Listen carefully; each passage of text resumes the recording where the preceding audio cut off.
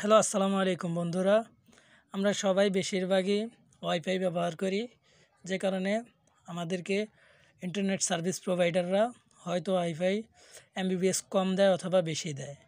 কম দিলে আমরা বুঝতে পারি না যে আমাদেরকে কম দিতেছে নাকি এমবিবিএস বেশি দিতেছে। তো তারা অনেক সময় আমাদেরকে এমবিবিএস কম দেয় এবং আমাদের থেকে বেশি টাকা কেটে নেয়। তো আমি দেখাবো কিভাবে আপনি আপনার ওয়াইফাই ইন্টারনেট সার্ভিস প্রোভাইডাররা কত এমবিবিএস দিতেছে এবং আপনার থেকে কত টাকা নিতেছে সেটা যেন বুঝতে পারেন। আপনাকে আমি সেটা দেখাবো। সো ভিডিওটি শুরু করা যাক। প্রথমে আমরা ক্রোম ব্রাউজার ওপেন করব। ব্রাউজার ওপেন করার পর আমরা এখানে লিখব স্পিড টেস্ট।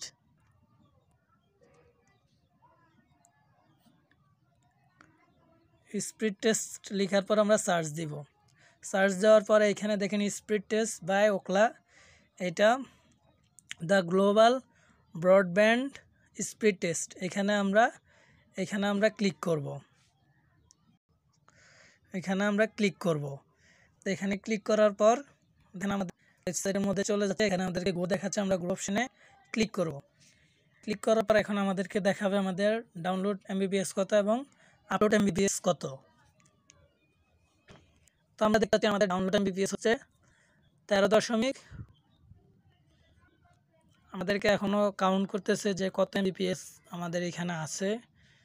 ওরা দেখাচ্ছে ডাউনলোড এমবিপিএস আমাদের 14.1, মানে 14 এমবিপিএস আমাদের ডাউনলোডে, এবং আপলোডেও প্রায় কাছাকাছি দেখাচ্ছে 14.7, তার মানে আমাকে 14 এমবিপিএস করে দিতেছে। আমি মূলত 20 এমবিপিএস এর টাকা দেই, ওনারা কিন্তু আমাকে 14 এমবিপিএস দিতেছে, তার মানে আরও 6 এমবিপিএস আমাকে দিতেছে না।